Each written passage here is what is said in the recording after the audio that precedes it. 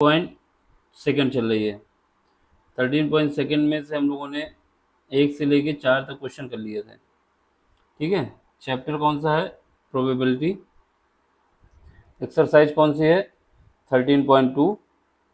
और क्वेश्चन 1 से लेके 5 तक, सॉरी 1 से लेके 4 तक हम लोगों ने कर लिए थे।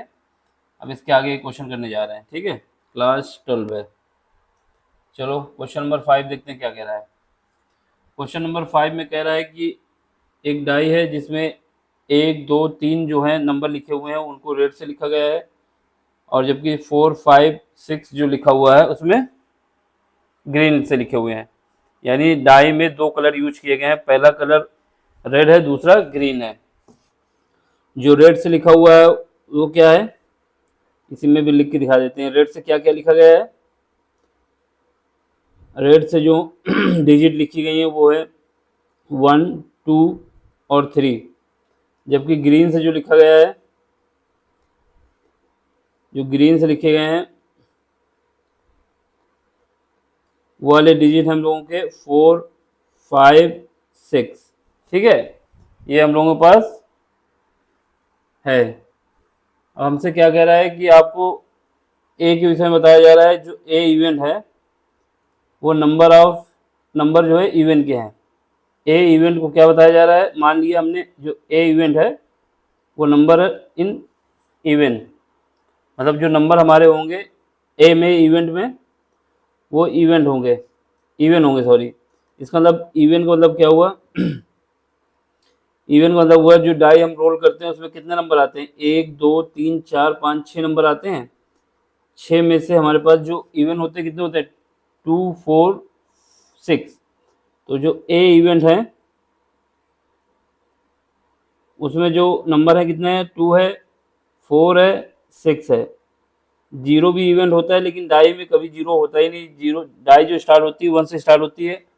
ठीक है, पासा जो हम लोगों का होता है 1 से स्टार्ट होता है ना, मिनिमम उसका 1 होता है, मैक्सिमम 6 होता है।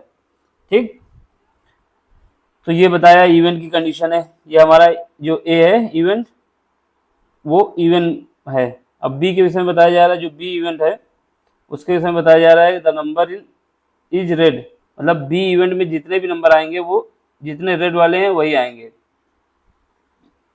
बी इवेंट में क्या क्या एलिमेंट आ रहे हैं? इसमें क्या आएगा? जो नंबर रेड हैं, रेड कौन से हैं?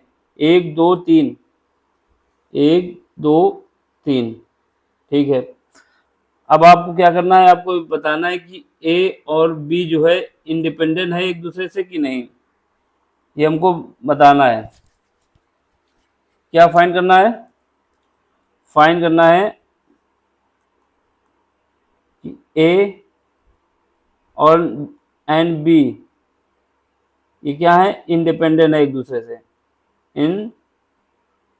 इंडिपेंडेंट, इंडिपेंडेंट का मतलब हुआ कि probability of A into probability of B equal होना चाहिए probability of A intersection B. अगर ये हम प्रूव कर देते हैं तो इसका मतलब ये होगा कि ये दोनों एक दूसरे से इंडिपेंडेंट है, डिपेंड नहीं कर रहे हैं दोनों एक दूसरे पे। ठीक है, हमको ये प्रूव करना होगा। चलो फिर करते हैं। तो सबसे पहले हमको क्या निकालना होगा? Sample space. सैंपल स्पेस क्या होता है? सैंपल स्पेस मतलब है कि एक डाई को जब हम रोल करेंगे तो क्या क्या आ सकता है। सैंपल स्पेस को हम एस से लिखेंगे। ठीक है, अब हम डाई को रोल करेंगे तो हो सकता है 1 आ जाए, ठीक है, या फिर हो सकता है 2 भी आ जाए, ये भी ठीक है। हो सकता है 3 आ जाए, ये भी ठीक है। हो सकता है 4 आ जाए, ये भी है। 5 भी आ सकता है और 6 भी आ सकता है। यानी सैंपल स्पेस में क्या क्या आ सकता है? 1 2 3 4 5 6, कोई भी एक इवेंट आ सकता है। ठीक, अब हमको क्या करना है? सैंपल स्पेस जब मिल गए तो हमारे पास क्या निकालना है? Probability of A.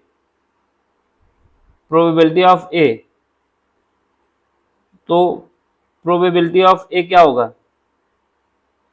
Probability of ए जो होगा कि कितने इवेंट है ए में, है ए में कितने इवेंट है, गिनो इनको। 1 2 3, 3 इवेंट है। और सैंपल स्पेस में कितने एलिमेंट है? 1 2 3 4 5 6, 6 एलिमेंट है। तो 2 डिवाइड बाई 6, क्योंकि प्रोबेबिलिटी जो होती है क्या होता है? कितने पॉसिबिलिटी है और टोटल कितने एलिमेंट है। तो पॉसिबिलिटी कितनी है, अगर प्रोबेबिलिटी ऑफ ए निकालना चाहते हैं तो उसके लिए 3 आने चाहिए, यानी 2 भी आ सकता है तब भी बन जाएगा, ए इवेंट हो जाएगा, 4 आ जाएगा तब भी ए इवेंट बन जाएगा, और 6 आ जाएगा तब भी बन जाएगा। तो इसके लिए 3 इसके पास पॉसिबिलिटी है। टोटल कितने सैंपल स्पेस हैं, 6। तो इससे हमने निकाला, तो इसको सॉल्व करने के बाद आया 1/3 सॉरी, 2 से काटेंगे तो कितना आ जाएगा 1/3, 2/6 जो होगा 1/3 हो जाएगा। ये हमारे पास प्रोबेबिलिटी आ गई किसकी, ए की। अब ऐसे ही हमको निकालना है प्रोबेबिलिटी ऑफ बी।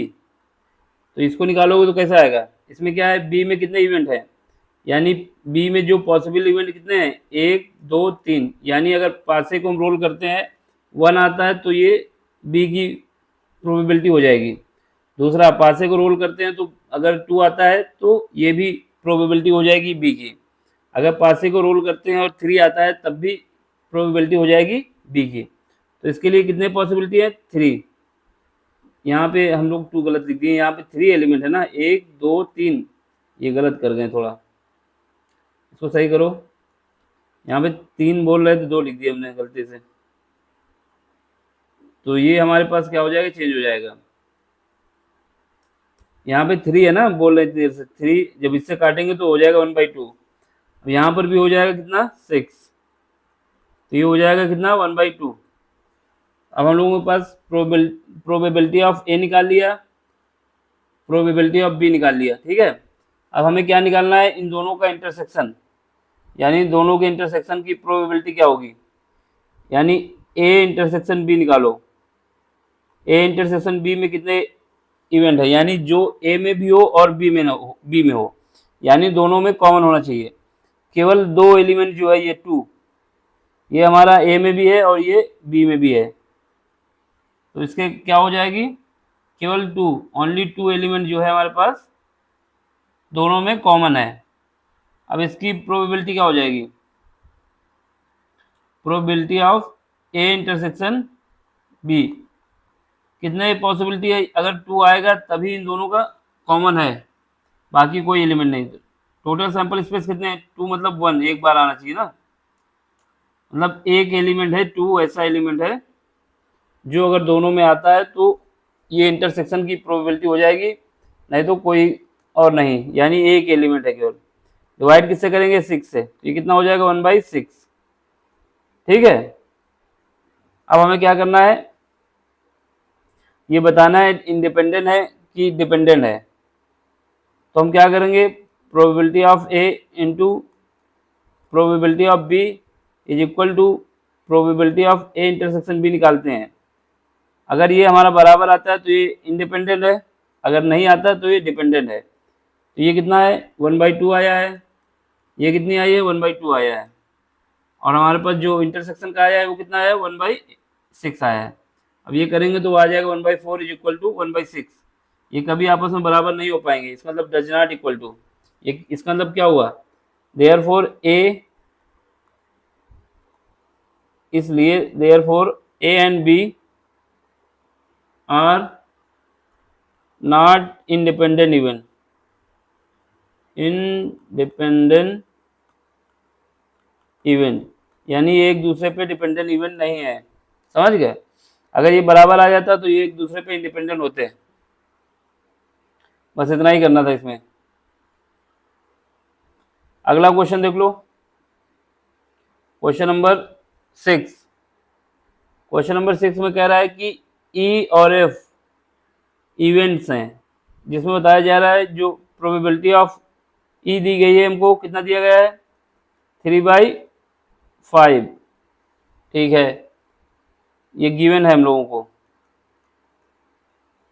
और प्रोबेबिलिटी ऑफ एफ दिया गया है, कितना, प्रोबेबिलिटी ऑफ एफ दिया गया है 3/10। अब आपसे कह रहा है, और उसके बाद भी दिया गया क्या, probability of E intersection F, ये हमको गिवन है, ठीक है, ये कितना है, 1/5 है। अब आपसे पूछ रहा है कि ई और एफ जो है इंडिपेंडेंट है एक दूसरे से, तो बस हमें क्या करना है, हमको अगर ये दोनों एक दूसरे से इंडिपेंडेंट है तो इसका मतलब क्या होना चाहिए, probability of A into probability of B is equal to होना चाहिए probability of A intersection B. मतलब क्या है, probability of E into probability of F is equal to होना चाहिए probability of E intersection F, ये बराबर होने चाहिए। ठीक है, चलो फिर जो गिवन है हमको इंडिपेंडेंट के केस में, इंडिपेंडेंट, अगर इंडिपेंडेंट है तो ये हमको गिवन लिख दो 3/5 इंटू 3/10 इज इक्वल टू होना चाहिए कितना 1/5। ठीक, अब इसको सॉल्व करो, जब सॉल्व करेंगे कितना आएगा 9 divide by 50 is equal to 1/5। कभी 9 डिवाइड बाई 150 बराबर हो सकते हैं, नहीं हो सकते। इसका मतलब क्या हुआ, नॉट इंडिपेंडेंट, मतलब ये डिपेंडेंट है, इंडिपेंडेंट नहीं है। इंडिपेंडेंट, ठीक, इवेंट्स। ये तो सिंपल था, केवल फार्मूले पे रखना था।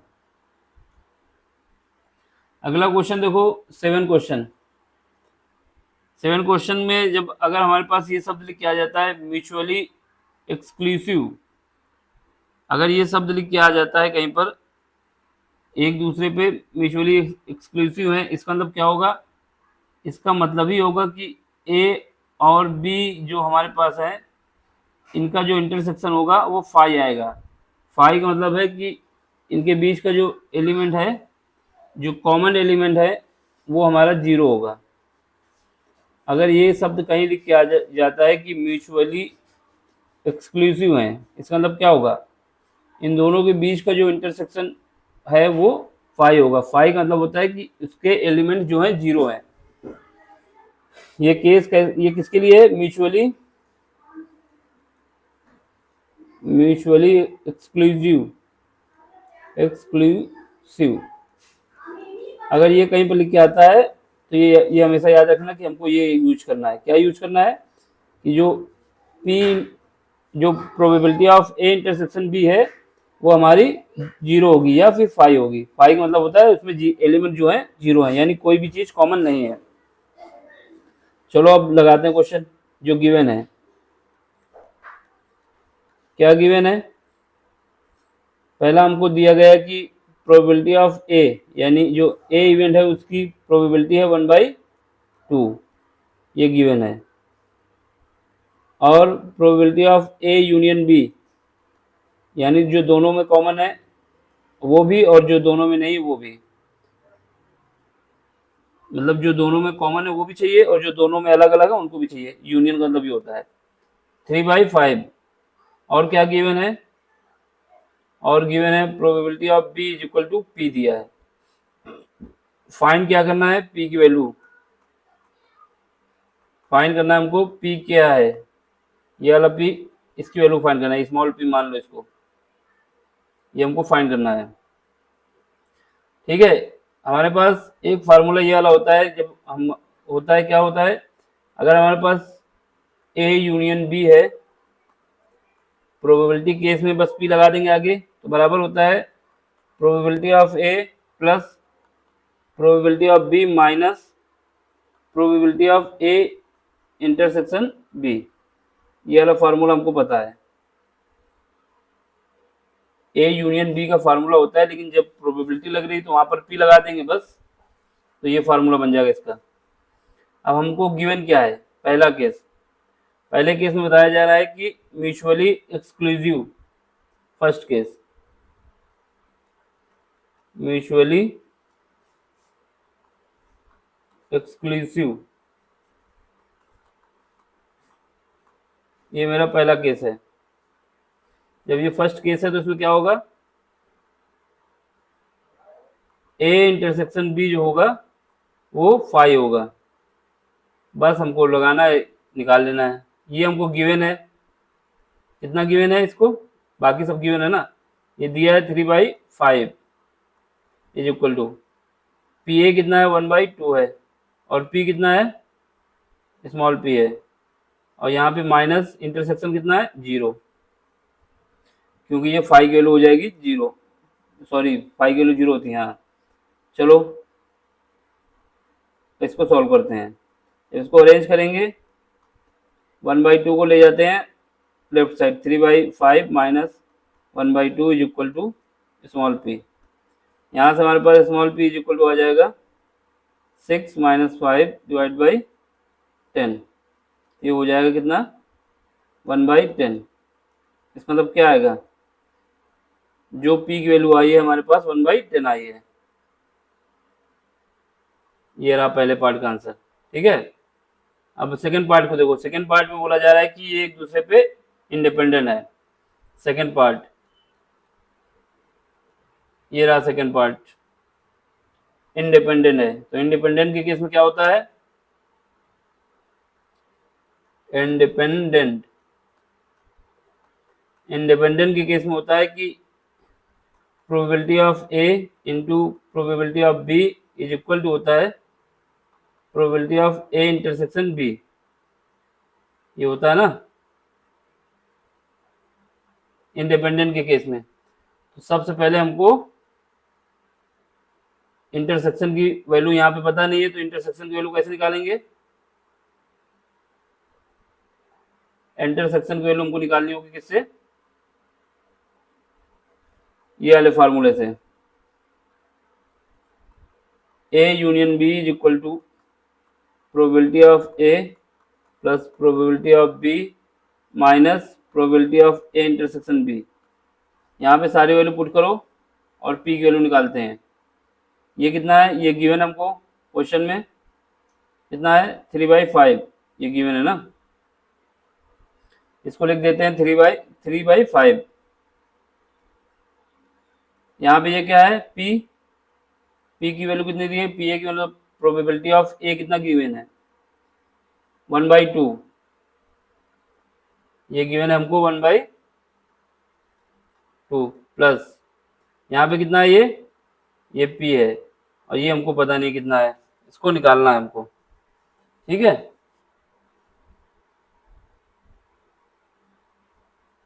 इसको हमको निकालना है दो कंडीशन से।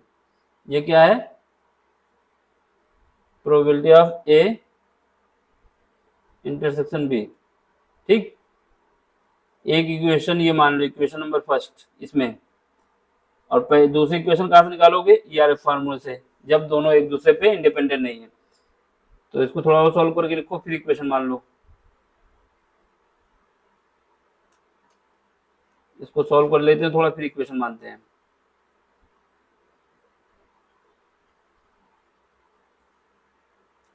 हमको पी की वैल्यू निकालने को मिला के बस। इसको सॉल्व करो, इसको क्या करोगे लेफ्ट साइड भेज दो, लेफ्ट साइड भेजो कितना आएगा 3/5 माइनस 1/2। ये पी को भी यहाँ भेज देते हैं, minus P is equal to क्या आ जाएगा, minus P A intersection B. अब माइनस दोनों तरफ मल्टीप्लाई कर देते हैं माइनस से, तो ये वाला पार्ट हम इधर रख लेते हैं। A intersection B is equal to minus से मल्टीप्लाई करेंगे दोनों तरफ, तो यहाँ से ये हो जाएगा पी माइनस 1/2 का हो जाएगा प्लस, जब माइनस मल्टीप्लाई होगा ये हो जाएगा 3/5 माइनस का। इसको सॉल्व करो, यहाँ पे एलसीएम ले लो, यहाँ पे एलसीएम लो कितना आएगा 10, ये 5 और ये माइनस का 6। तो इसको सॉल्व करके लाएंगे तो यहाँ से आएगा पी माइनस 1/10, ये हमारे पास आ गया। ठीक है, अब हमें क्या करना है, ये ए इंटरसेक्शन बी, ये इक्वेशन नंबर फर्स्ट आ गई, ये इक्वेशन नंबर फर्स्ट यहाँ पे मान लो इसको, और इक्वेशन सेकेंड इसको मान लो। इक्वेशन फर्स्ट से क्या करोगे, पी ए इंटरसेक्शन बी की वैल्यू पुट कर दो।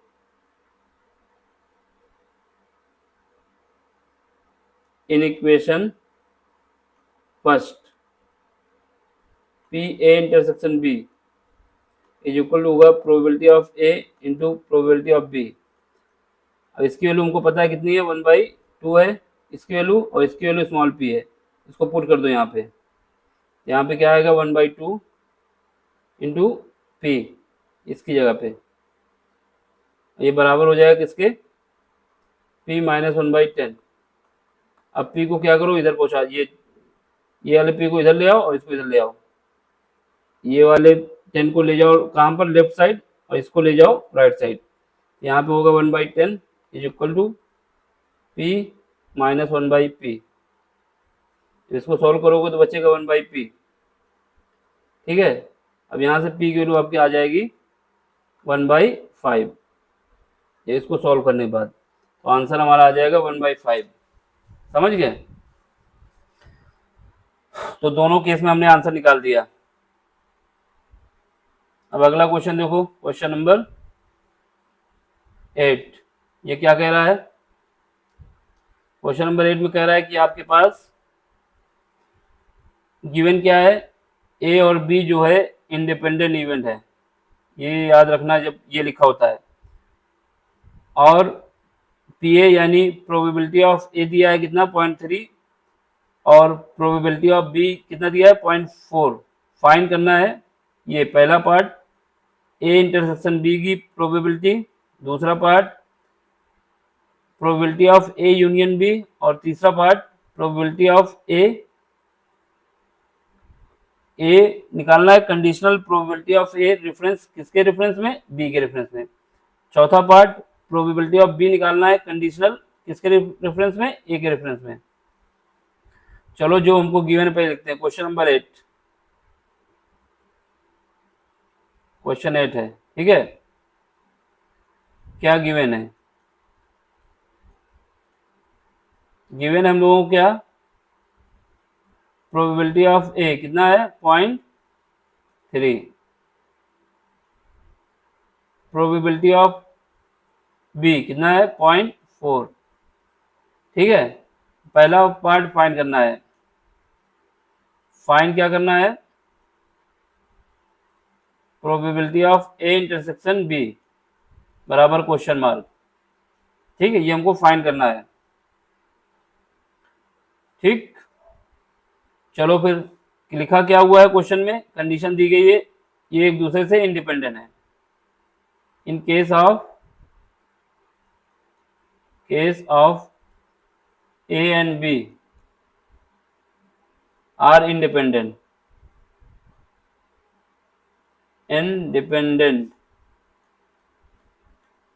ये एक दूसरे पे डिपेंडेंट नहीं है, तो क्या होगा, probability of A into probability of B is equal to होगा ए इंटरसेक्शन बी की प्रोबेबिलिटी।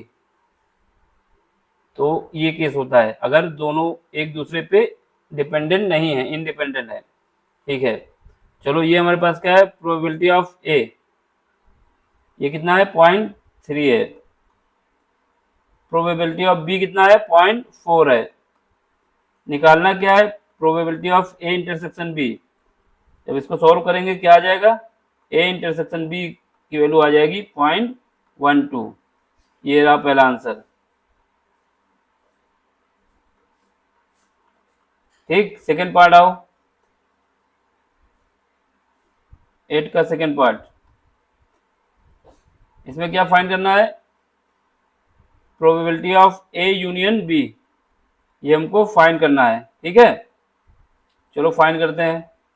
फार्मूला क्या होता है, probability of A union B is equal to होता है probability of A plus probability of B minus probability of A union, sorry A intersection B. ये हमारे पास formula होता है। ठीक, इसका यूज करते हैं। चलो फिर ए यूनियन बी, अब आपको गिवन क्या है, प्रोबेबिलिटी ऑफ ए कितना दिया है, 0.3 प्लस प्रोबेबिलिटी ऑफ बी ये कितना गिवन है, 0.4 माइनस ये अभी हमने ऊपर निकाला है, कितना निकाला है, ये 0.12। सॉल्व करो इसको, ये आ जाएगा 0.70 माइनस 0.12। जब इसको सॉल्व करेंगे कितना आएगा, 0.58। ये हमारा आंसर आ गया। सेकेंड पार्ट भी हो गया। अब तीसरा पार्ट देखो, तीसरे पार्ट में क्या निकालना है, conditional probability of A, third part, 8वें का फाइंड क्या करना है, कंडीशनल प्रोबेबिलिटी ऑफ ए, किसके रेफरेंस में, बी के रेफरेंस में। चलो इसके लिए फार्मूला क्या होता है, conditional probability of B sorry A is equal to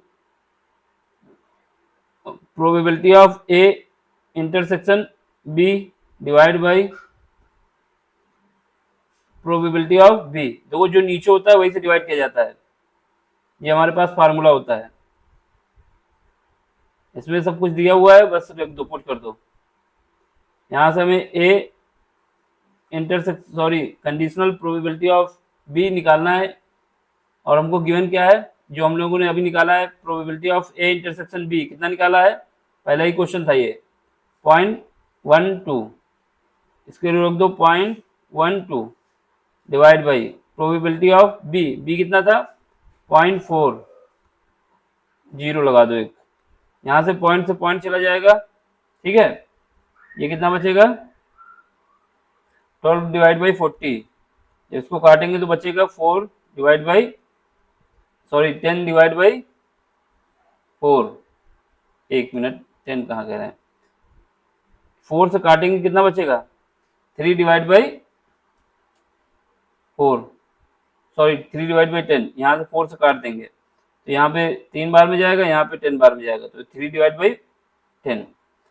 अब अगला क्वेश्चन देखो, ये आंसर आया, इसका कितना आया, इसको और सॉल्व कर लेंगे तो कितना आ जाएगा 0.30, ठीक।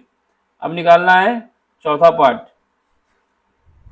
कंडीशनल प्रोबेबिलिटी ऑफ बी, किसके रेफरेंस में, ए के रेफरेंस में। फार्मूला क्या हो जाएगा इस बार, A intersection B divide by जो नीचे होता है उसी से डिवाइड किया जाता है, यानी divide by probability of A, तो ये कंडीशन बन जाएगी। बाकी सब गिवन है, लिख दो conditional probability of B is equal to, ये कितना है probability of A intersection B, ये कितना है 0.12 निकाला है ऊपर हमने, इसकी वैल्यू कितनी है 0.30, तो इसको सॉल्व करेंगे कितना आएगा 12 डिवाइड बाई 30, 4 से काटेंगे तो 3 से काटेंगे तो 4 और ये 10, ये आ जाएगा 0.4, तो ये हमारे पास आ जाएगा conditional probability of B, answer आ गया, ठीक है। अब अगला क्वेश्चन देखो, क्वेश्चन को देखने से पहले एक बात सुनो, यहाँ पे अगर हमारे पास गिवन है क्या, not A and not B, ये वाला केस अगर आता है तो इसमें क्या करना है हमको, इसका मतलब होगा कि ना तो ए में हो और ना ही बी में हो। इसका मतलब क्या हुआ, जो ना ए में है ना बी में है उसको हमको लेना है। तो इसको लिखने के लिए क्या तरीका है, अगर ये हमको लिखा होता है तो इसका मतलब ये होता है कि ना तो ए में हो ना ही बी में हो, तो ये प्रोबेबिलिटी लिखने का तरीका ये है कि ए dash intersection B dash, A dash intersection B dash, यानी जैसे हमारे पास एक इवेंट ए है, इसमें कोई एलिमेंट है तो उसको ए लिखते हैं, अगर इसमें एलिमेंट नहीं है तो उसको क्या ए डैश लिख देते हैं, ठीक है। अगर नहीं आता तो ए डैश लगा देंगे, अगर आता है तो ए। जैसे एक इवेंट सैंपल स्पेस हमारा एस है, एस में क्या है, एक से लेके 1 2 3 4 5 और 6, ये सैंपल स्पेस दिया हुआ है। अब आपके पास एक इवेंट ए है, ए इवेंट में क्या दिया है 1 4 5, ठीक है। तो इसका मतलब सैंपल स्पेस में 1 4 5 जो कि ए में भी है, लेकिन अगर यहीं पर लिख दिया जाता है ए डैश यानी ए में ना हो, तो इसका मतलब क्या होगा, जो भी एलिमेंट ए के अंदर है उसको छोड़ के सैंपल स्पेस में जो भी एलिमेंट बचेगा वो हमारा ए डैश होगा। जैसे ए में हमारा 1 है तो इसमें ए डैश में 1 नहीं आएगा, ए में 4 है तो इसमें 4 नहीं आएगा, ए में 5 है तो इसमें 5 नहीं आएगा। बाकी जो रिमेनिंग बचेंगे वो सैंपल स्पेस के एलिमेंट ए में आ जाएंगे, यानी जैसे 2 आ सकता है बिल्कुल, 4 आ सकता है, नहीं आ सकता क्योंकि वो ए में है, 5 आ सकता है, नहीं आ सकता क्योंकि वो ए में है, हाँ 3 आ सकता है, बिल्कुल आ सकता है क्योंकि ए में नहीं है, और 6 आ सकता है। तो बस यही बताना था हमको। क्या बताना था कि अगर नॉट लिखा है मतलब ए में ना हो, ए में नहीं होने का मतलब है जो सैंपल स्पेस के एलिमेंट हैं जो कि ए में है उनको छोड़ के बाकी जो एलिमेंट है वो हमारे ए डैश में आएंगे।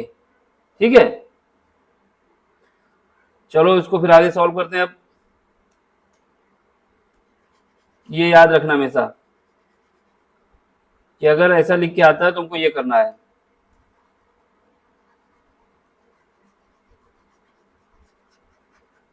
कि अगर लिख देता है कि ए में ना हो बी में, यानी ए डैश, ए डैश का मतलब हो गया कि जो एलिमेंट ए के अंदर है और सैंपल स्पेस में है उनको छोड़ के बाकी सैंपल स्पेस के सारे एलिमेंट ए डैश में आ जाएंगे। चलो फिर क्या गिवन है देखो, 9 question. Probability of A given है, कितना गिवन है 1/4, और प्रोबेबिलिटी ऑफ बी गिवन है, कितना गिवन है 1/2, और क्या निकालना, और क्या गिवन है probability of A intersection B, ये कितना है 1/8। फाइन क्या करना है, फाइन हमको करना है कि probability of A not A and not B, ये एंड है, एंड का मतलब होगा इंटरसेक्शन, एंड नॉट बी। ठीक, तो चलो इसको सॉल्व करते हैं। तो इसका मतलब क्या हो गया हमारे पास, हमको जो फाइंड करना है, ये जब ऐसे लिख के आ गया तो इसका मतलब क्या हुआ, ए, ठीक है, sorry probability of B A dash, A dash क्या बता रहा है कि ए में नहीं हो intersection, B dash, B dash क्या बता रहा है कि बी में ना हो, यानी जो ए में भी ना हो बी में भी ना हो, उनमें जो कॉमन है वो लिखना है हमको। ठीक, तो इसका मतलब इसको हम ये भी लिख सकते हैं क्या कि हमारे पास ए यूनियन बी निकाल लें और डैश कर दें, समझ गए, ए यूनियन बी निकाल लें और डैश कर दें। डैश मतलब हुआ कि जो ए और बी में यूनियन में दोनों मिलाए जाते हैं, ठीक है, ए यूनियन बी निकाल लिया हमने, फिर उसके बाद जो दोनों यूनियन में आ रहे हैं और सैंपल स्पेस में एलिमेंट है उसको छोड़ के बाकी जो एलिमेंट बचेगा सैंपल स्पेस का वो हमारा नॉट को बताएगा, जैसे हमने ए को बताया था वैसे ही इसमें केस है।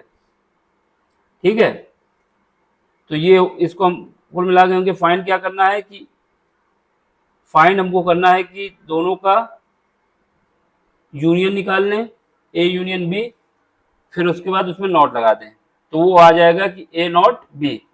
एग्जाम्पल के लिए ऊपर वाला एग्जाम्पल अगर समझना चाहते हो तो यहाँ पर समझ लो, जैसे हमारे पास एग्जाम्पल समझा देते हैं फिर इसको सॉल्व करते हैं। यहाँ पे जैसे सैंपल स्पेस तुम्हारा दिया है ऐसी है, हम मान लेते हैं ए में क्या एलिमेंट है 1 3, ठीक है 1 3 है, बी में एलिमेंट क्या है, बी में एलिमेंट है हमारे पास 2 4, ठीक। अब हम निकालते हैं A union B, A union B यानी जो दोनों में कॉमन हो और दोनों में कॉमन ना भी हो तब भी चलेगा। तो यानी इसमें क्या है 1 है 2 है 3 है 4 है, ठीक है। यूनियन का मतलब क्या होता है दोनों में कॉमन वाले भी रखने हैं और जो ना हो उसको भी लिखने हैं, कॉमन तो कोई नहीं है। ये हमारे पास आ गया ए यूनियन बी, ये हमारे पास आ गया ए यूनियन बी, ठीक है।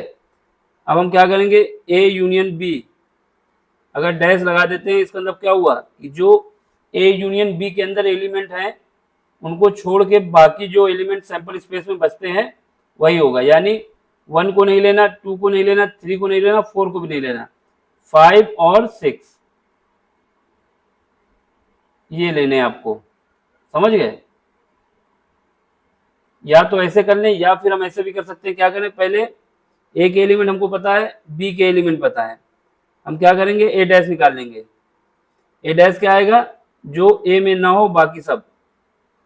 तो ए में क्या है 1 3, सैंपल स्पेस में जाओ 1 3 को छोड़ के बाकी सब लिख दो। तो क्या आएगा 1 3 को छोड़ के 2 4 5 6, ये हमारा एक एलिमेंट आ गया। ठीक है, बी डैश में क्या आएगा, जो बी में ना हो बाकी सबको लिख दो। बी में क्या है 2 और 4, ये एग्जांपल समझा रहे हैं अभी। 2 और 4, 2 4 को छोड़ के बाकी सब लिख दो। 1 3, 2 4 को छोड़ना है, 1 3 5 6। अब हमें क्या निकालना है, ए डैश इंटरसेक्शन बी डैश। तो इसका मतलब क्या हुआ, जो दोनों में कॉमन वो लेना है, इसमें इन दोनों में। तो इसमें क्या 5 और 6 कॉमन है, तो ये लेना है। देख लो दोनों में आंसर सेम आएगा। ये हमने आपको एग्जांपल समझाया है कि इसका कहने का मतलब ये है। तो ये हमारे ये इस बात को प्रूव करने के लिए हमने आपको ये समझा दिया कि कैसे हुआ ये। ठीक है, तो ये देखो दोनों सेम आ रहे हैं। इसका मतलब हमें क्या निकालना है, probability of A union B निकालना है, फिर उसका डैश कर देना है। डैश करने का मतलब है डैश लग जाए तो इसका मतलब जो ए यूनियन बी में ना हो उसको लेना है। ठीक है, तो ये समझाने के लिए यहाँ पे किया था, तो इसको रफ कर देते हैं। ये एग्जांपल समझाने के लिए किया था, या फिर इसको रहने दो, ये समझाने के लिए इसको साइड में लिखे रहने दो। ठीक है, तो इससे समझ में आ जाएगा हम जो ये फार्मूला प्रूव करना चाहते थे। अब हमें क्या करना है, क्वेश्चन करना है। क्वेश्चन में क्या गिवन है, क्वेश्चन नंबर 9 का सोल्यूशन चल रहा है अभी यहाँ पर। ठीक, तो हमारे पास क्या गिवन है, हमको निकालना क्या है, probability of A union B का डैश। यही हमारे पास है probability of A dash intersection B dash, और यही हम इसको ही कहते हैं probability of not A not and not B. तो बस ये निकाल दें हम। ठीक है, तो इसके लिए क्या करेंगे, is equal to 1 minus, bracket में जाओ, A or B. A or B का मतलब हुआ कि या तो ए की प्रोबेबिलिटी ले लें या बी की ले लें। ठीक, तो 1 minus A union B. Or का मतलब यह क्या हुआ कि अगर आर लगा होता है बीच में तो इसका मतलब हुआ कि ए में भी हो बी में भी हो या फिर दोनों में कॉमन हो। तो यानी क्या है, probability of A union B. ठीक है, इसको यहाँ पे लिख दो। हमारे पास 1 माइनस, अब सुनो इसके लिए फार्मूला क्या होता है हमारे पास, प्रोबेबिलिटी ऑफ ए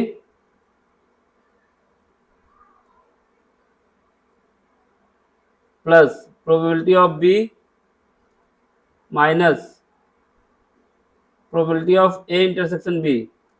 ठीक, अब वैल्यू सब रख दो, आंसर आ जाएगा। माइनस ब्रैकेट में जाओ, क्या आएगा, इसकी वैल्यू कितनी है गिवन है हमको 1/4, बी की वैल्यू कितनी गिवन है 1/2। ये हमारे पास बी है, हमने यहाँ पे कुछ और ही लिख दिया है। ये हमारे पास बी है ना, बी इज इक्वल टू 1/2 है।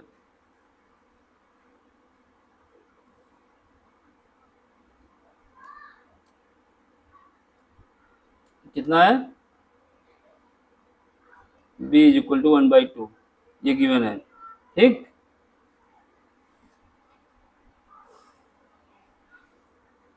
ये आ जाएगा कितना 1/2 माइनस ये इंटरसेक्शन कितना दिया था 1/8। जब इसको सॉल्व कर लेंगे तो हमारे पास जो आंसर आएगा 3/8, ये फाइनल आंसर आ जाएगा। समझ गया कैसे हुआ। अब हमें क्या करना है, अगला क्वेश्चन करना है। तो बस ये कंडीशन लगा कि हमने इसको ऐसे निकाल दिया। ठीक, चलो आगे क्वेश्चन नंबर कौन सा है, 10 है। सेम क्वेश्चन है, बिल्कुल सेम तरीके से। ठीक, तो हमें क्या निकालना है, ये बताना है कि ये एक दूसरे पे डिपेंडेंट है कि इंडिपेंडेंट है। ठीक, गिवन क्या है, प्रोबेबिलिटी ऑफ ए दिया है, प्रोबेबिलिटी ऑफ बी दिया है, और आपसे कह रहा है कि probability of not A R not be. अभी वहां पे क्या था, एंड था, यहाँ पे क्या है, और है। जब एंड होता है तो इसका मतलब इंटरसेक्शन चाहिए, जब और होता है तो इसका मतलब क्या चाहिए, यूनियन चाहिए। तो इस बार यूनियन का केस लगेगा। चलो फिर लगाओ इसको। गिवन जो है इसको लिखो, क्या गिवन है, गिवन हम लोगों को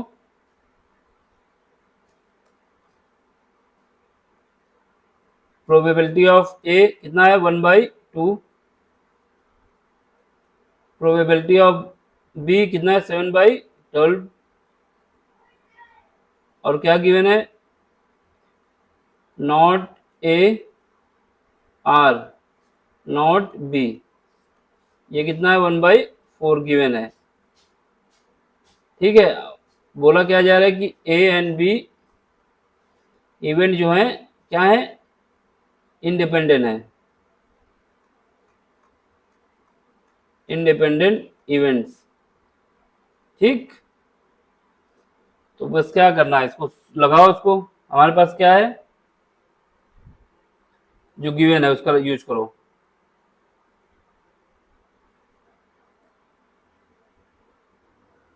probability of A not, probability of not मतलब क्या लगाएंगे, नॉट का मतलब डैश लगाओ, यूनियन, आर लगा होता है तो यूनियन, एंड लगा होता है तो intersection. Probability of A dash union B dash, यही हमको क्या गिवन है, 1/4, और इसी को हम क्या लिख सकते हैं, probability of A intersection B not, dash लग गया इसका मतलब नॉट। तो जैसे उसको प्रूव किया था वैसे ही इसका भी काम है। ठीक है, ये हमको याद रखना है कि अगर हमारे पास, हम क्या करते हैं कि probability of A dash union B dash निकालते हैं, वही प्रोबेबिलिटी मेरी आएगी A union A intersection B निकालने, उसका डैश करते हैं, डैश का मतलब है जो नहीं है। ठीक, चलो हमारे पास जो गिवन है उसको लिखो, क्या गिवन है, ये हमको गिवन है कितना, 1/4, ये हमको गिवन है 1/4। अब यहाँ पे आओ, A union B, sorry A intersection B is equal to 1 minus 1/4, 1/4, ये माइनस, एक मिनट, ये पहले इसका एक स्टेप लिख लो और आगे, ये वाला स्टेप मिसिंग है, नहीं तो स्टेप क्या लिखना है आपको, हमने बताया कि प्रोबेबिलिटी कभी एक से ज़्यादा नहीं हो सकती, प्रोबेबिलिटी कभी भी एक से ज़्यादा नहीं हो सकती, हमेशा प्रोबेबिलिटी जो होती है 1 होती है, 1 से ज़्यादा नहीं हो सकती। अगर 1 से ज़्यादा आ रहा है तो आपका आंसर गलत है। तो अगर ये इसकी आ गई कि ये इसकी प्रोबेबिलिटी क्या है, कि नहीं होने की प्रोबेबिलिटी है, यानी probability of A intersection B is equal to आएगा 1 minus probability of A intersection B dash. ये हमको पता होना चाहिए, क्या पता होना चाहिए, कभी भी प्रोबेबिलिटी का सम एक से ज़्यादा नहीं हो सकता। अगर इसने बोल दिया कि probability of A union B plus probability of A union, sorry जो ऐसे यूनियन है यहाँ पे इंटरसेक्शन है, probability of A intersection B plus probability of A intersection B not, not मतलब ये, इनका सम कभी भी 1 से ज़्यादा नहीं आएगा, हमेशा 1 आएगा। ठीक, तो इन दोनों का सम 1 आएगा। अब हमारे पास ये पता चल गया हमको कितना है, ये निकालना है, तो हम ये निकाल लेते हैं, ए इंटरसेक्शन बी 1 माइनस 1/4, ये कितना आ जाएगा, 3/4। ये कैसे आया पता है ना, कि प्रोबेबिलिटी का जो सम होता है वो 1 होता है, 1 से ज़्यादा नहीं होता। उसी कॉन्सेप्ट को लगा के हमको नॉट वाला दिया था, हमने निकाल लिया उसका जो होना चाहिए। ठीक, तो अब इसके बाद क्या है हमारे पास, इंडिपेंडेंट का केस। इंडिपेंडेंट के केस में क्या होता है, probability of A probability of B is equal to probability of A union B, ये हमको निकालना है।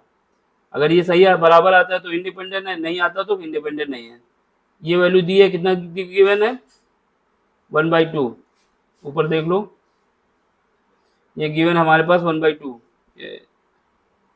खुल जाओ भाई, ये 1/2 और ये 7/12 लिख दो यहाँ पर, ए की लिख दी इसके 7/12, और जो हमने उसको निकाला है कितना निकाला है इंटरसेक्शन को, इंटरसेक्शन निकाला है 3/4।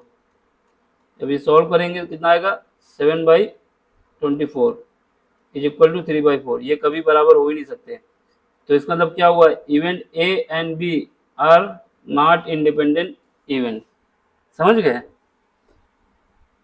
तो ये हमारा आंसर आ गया, बस लिख देना है कि ए और बी एक दूसरे पे डिपेंडेंट इवेंट है, ना कि इंडिपेंडेंट। क्या कॉन्सेप्ट लगा, पहला कॉन्सेप्ट ये लगा कि हमारे पास अगर और लिखा होता है तो यूनियन निकालना होता है, अगर एंड लिखा होता है, जैसे पहले क्वेश्चन में एंड लिखा था, यहाँ पे एंड लिखा हुआ था, तो हमने जो लगाया था कहाँ पे गया, ये वाला, इसमें एंड लिखा हुआ तो इंटरसेक्शन लगा बीच में, और अगर आर लिखा है तो यूनियन लगेगा, ठीक। तो इसका कॉन्सेप्ट लगा के हमने ये निकाल लिया, और इसको समझाया कि ये बराबर होता है, क्या बराबर होता है कि अगर probability of A not union probability of B not, ये इक्वल होगा मेरा probability of A intersection B का नॉट निकाल दें, तो ये हमारे पास हो जाएगा 3/4 और 7/24, ये दोनों आपस में बराबर नहीं होंगे, इसका मतलब ये दोनों एक दूसरे पे डिपेंडेंट नहीं है, ठीक है। ये तुम्हारी एक्सरसाइज के 1 से लेके 10 तक क्वेश्चन हो चुके हैं। अब हमको आगे के क्वेश्चन अगले लेक्चर में कराएंगे। समझ में आया लाइक करें, शेयर करें, सब्सक्राइब करें, नहीं समझ में आया तो कमेंट्स करें।